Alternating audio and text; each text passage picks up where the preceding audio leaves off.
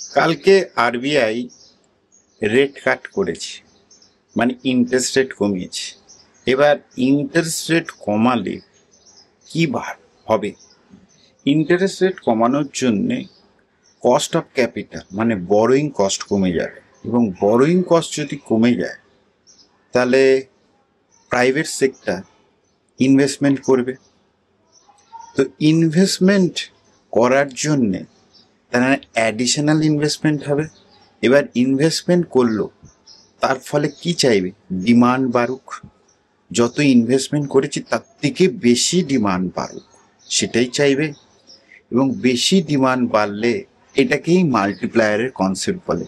100 টাকা ইনভেস্টমেন্ট করলাম আর আউটপুট বাড়লো 300 টাকা, তার মানে 3 টাইমস বাড়লো।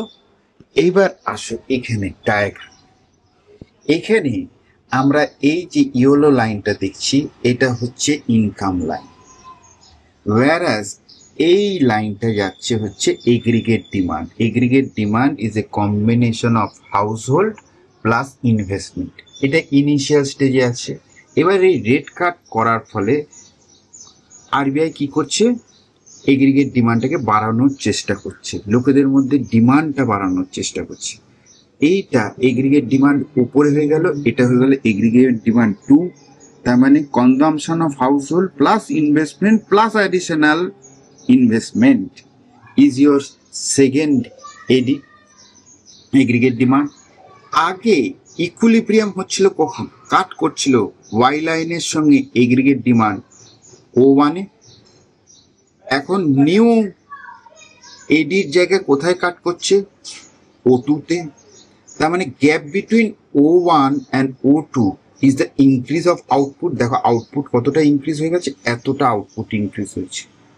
whereas অ্যাডিশনাল ইনভেস্টমেন্ট কতটুকু হয়েছে? এইটুকু হয়েছে। তার মানে আউটপুট বেশি, investment com.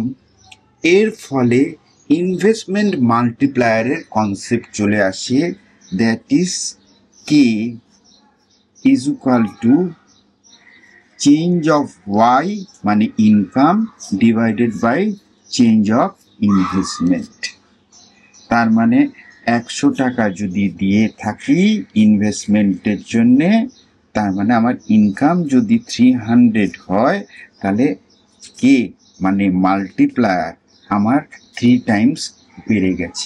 It is also known as Keynes theory. বোঝা গেছে জিনিসটা?